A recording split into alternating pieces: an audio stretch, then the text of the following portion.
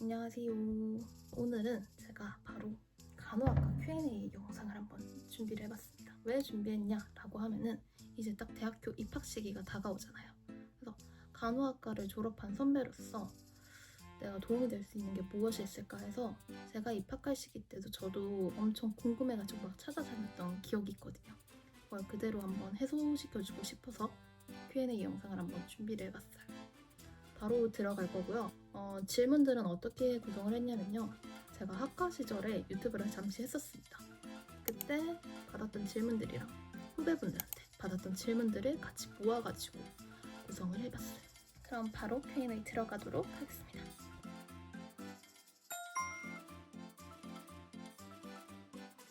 제가 여자여가지고 군대를 나오진 않았지만 의무병을 대체로 다 나왔다고 들었고요. 그다음에 1학년을 하고 1학년 끝나고 다 이제 군대에 입대를 하는 것으로 들었습니다. 그리고 2학년 때 이제 2학번 차이 나는 이제 복학생 분들이 들어오세요. 일단 모든 학교가 그런지는 잘 모르겠어요. 근데 저희 학교는 시간표가 다 짜여서 나왔거든요.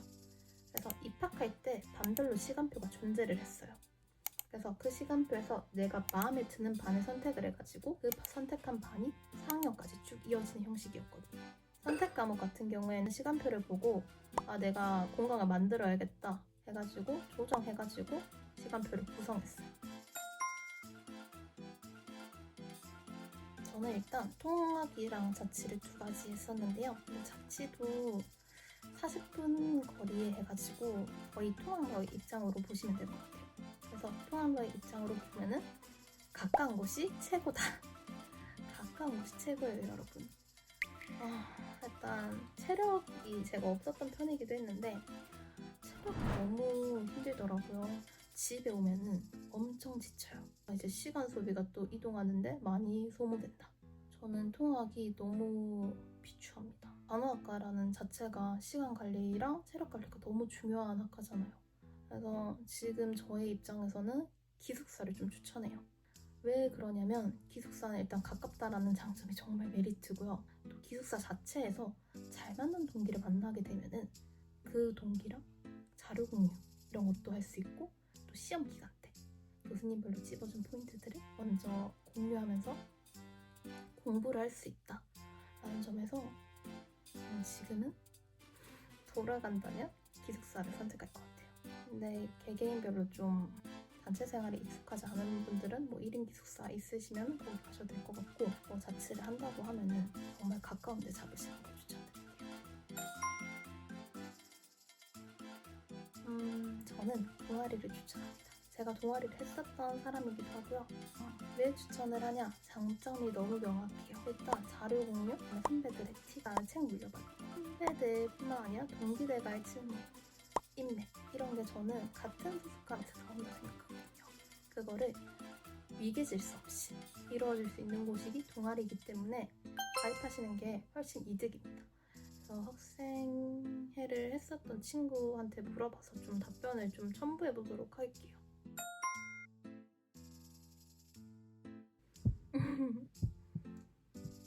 연애 많이 합니다. 많이 해요.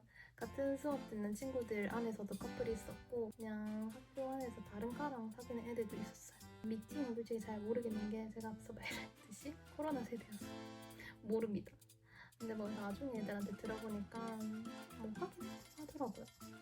그래서 에타 이런 데도 좀 구한다고 하는 것도 들었긴 했고 있는 것 같긴 해요. 아무튼 커플은 많은 편입니다. 저는 이건 강력하게 말씀드릴 수 있어요. 3학년 들어가기 전까지 2학년 겨울방학 때까지는 무조건 따르세요.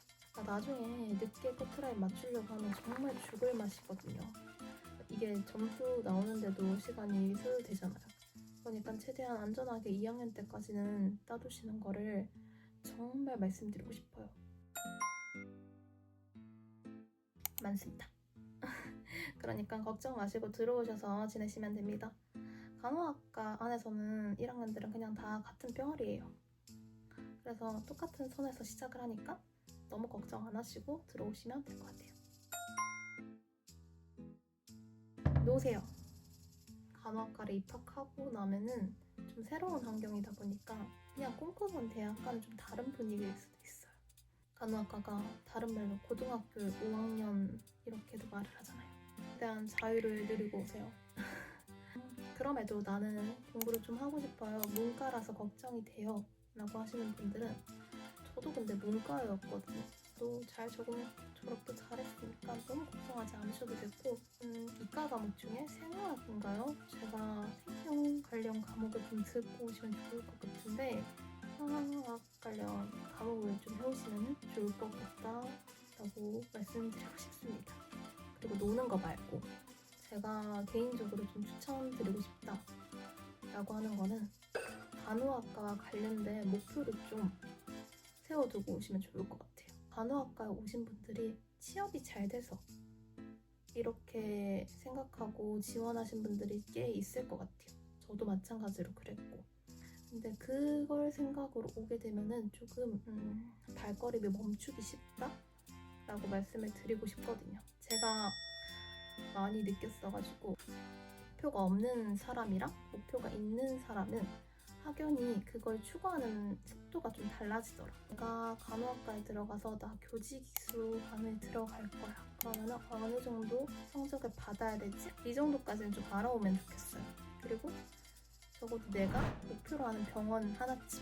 그러면 그 병원 안에서 어떤 성적을 요구했는지, 어떤 토익을 요구했는지 이런 거는 좀 입학 전에 미리 알고 오시면 좋을 것 같아요. 이 질문에 대한 답을 찾아가는 과정이 저는 4년이라고 생각을 해요. 제가 이 질문을 조금 처음부터 입학할 때부터 들었으면 저도 목표를 세워서 좀 체계적으로 나아가지 않았을까 싶어서 한번 여러분들께 드려봅니다.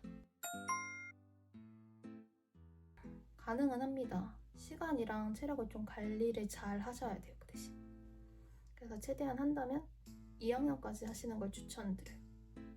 대신 그리고 좀 최대한 체력 부담이 좀 적은 걸로 해주시면 좋지 않을까 싶습니다. 저희 학교는 제가 20명 뽑는데 50명 정도 지원했던 걸로 알고 있거든요. 조금 경쟁률이 있죠. 지금 졸업한 저의 입장에서 말씀을 드린다면 교직이 있으면 되도록 하십시오. 보건교사가 최고입니다, 여러분. 그러니까 교직이수가 되고 싶으시면 공부를 1학년 때 열심히 하셔야 된다. 말씀을 드리고 싶습니다.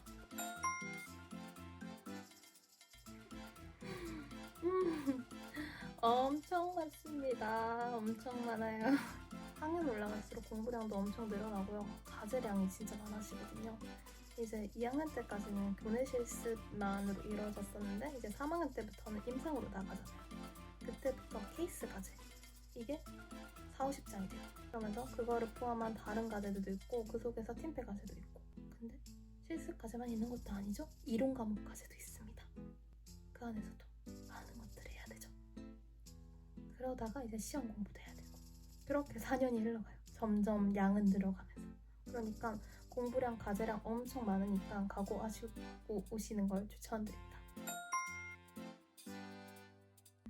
이거는 제가 입학할 때 정말 난리를 쳤던 질문이기도 해서 웃음이 나네요. 그리고 노트북 먼저 말씀드리면 노트북은 일단 가벼운 거 들고 다니기 좀 좋은 거 쓰시는 게 좋을 것 같고요. 근데 나 가까운 데 살아서 컴퓨터 있어서 괜찮아요 라고 하시는 분들은 일단 컴퓨터로 해보시는 건 괜찮을 것 같아요. 근데 이제 팀플 하다 보면은 좀 개인 노트북을 이용할 때가 있어가지고 저는 개인적으로는 개인 노트북이 있는 게 좋은 것 같아요. 아이패드는 일단 노트북과 비교했을 때는 선택입니다. 제가 샀던 이유는 종이값을 계산했을 때 4년 동안 내가 인쇄해야 될 걸 생각을 했을 때 패드를 하나 장만하는 게 훨씬 낫다라고 생각을 했어요. 그래도 자료 정리를 하고 결국은 인쇄해서 공부를 하긴 했는데 지류만의 장점도 있지만 패드만의 장점도 있어서 저는 일단 아이패드는 좀 구입하시는 게 낫지 않을까 싶어요. 왜냐면 자료를 미리 올려주지 않은 교수님도 계세요. 그래서 수업 당일에 올리는 교수님들도 계셔가지고 그럴 땐 좀 난감하거든요. 그래서 아이패드는 조금 구입하시는 게 요즘에는 좋지 않을까 싶습니다. 대신 프로까지는 말고요. 용량은 128기가 이상으로만 된 거 쓰시면 좋을 것 같아요. 네, 많습니다. 진짜 저도 사람들 앞에 서면은 말이 엄청 빨라지고 발표를 공포스러워하는 그런 사람이었는데요. 처음 인계시 나중에는 이제 그냥 말하게 되더라고요. 즐기게 되더라고요. 발표 종류에 뭐 역할극 하는 것도 있고 영상 찍는 것도 있고 술기할 때도 결국 그것도 발표잖아요. 그리고 이제 실습하는 경우에선 시뮬이라고 해가지고 한 상황 케이스를 주어서 그거를 각각 역할을 맡아서 그런 식으로 외워가지고 하는, 그러니까 술기랑 동시에 말하는 거를 동시에 보는 거죠. 그런 평가도 있어서 이제는 하다 보면은 즐기게 됩니다. 처음이 두렵지 우리 같이 힘내봅시다. 하다 보면 즐기면서 하면 장인이 되니까 너무 걱정하지 마세요. 약간 조금 작은 것부터 시작하시면 돼요. 저는 힘들었어요. 너무 힘들었어요. 그래도 애들이 다 공부를 열심히 하니까 안 할 수가 없더라고요. 안 하면 더 맞아주잖아요. 그래서 좀 저한테는 힘들었지만 공부를 열심히 하고 자기만의 방법이 있는 아이들한테는 굉장히 괜찮아 보였다. 그렇지만 애들도 다 열심히 하는 모습이었다. 이렇게 설명이 될 것 같습니다. 일단 꾸준히 열심히 하는 게 제일 크게 말씀드릴 수 있는 답변일 것 같아요. 엄청 포괄적인 말이죠. 그래서 어떤 형식으로 가면 좋을 것 같다라고 설명을 드리자면은 일단 그날 배운 과목은 그날 복습하기. 이게 제일 먼저예요. 그거를 하게 되면은 시험 기간 때 준비가 좀 수월해요. 2학년 때부터는 이제 전공 과목은 문제집이 있어요. 그 문제집을 좀 풀어보시면은 시험 문제가 어떤 식으로 나온다라는 걸 볼 수 있어요. 그래서 2학년 때부터는 전공 과목은 문제집을 조금씩 풀어봐라. 시험 범위에 해당하는 것. 그리고 체력 관리. 체력 관리도 중요합니다. 체력이 없으면 무너집니다. 그래서 체력 관리도 주시면 좋을 것 같고요. 그리고 앞서 말씀드렸지만 학년별 목표를 세워라. 학년별에 난 1학년 때 어떻게 할 거고 2학년 때는 이 목표를 이룰 거고 3학년 때는 뭐 할 거고 4학년 때는 뭐 할 거야. 이렇게 목표를 세워두시고 내가 어떤 간호사가 될 거야 까지 세워두시면 정말 베스트겠죠. 그래서 미리미리 좀 준비를 해두시고 흘러가시면 좋을 것 같아요. 네, 이렇게 제가 준비했던 모든 간호학과의 질문을 맞춰봤는데요. 어떻게 도움이 되셨을지는 모르겠지만 도움이 되시길 바라면서 한번 열심히 준비를 해봤습니다. 물론 제가 준비했던 질문들 말고도 내가 해소하지 못한 질문들이 있으시면 댓글로 남겨주세요. 제가 열심히 아는 선에서 최대한 답변을 드리도록 하겠습니다. 다음 영상에서 찾아뵙겠습니다. 감사합니다.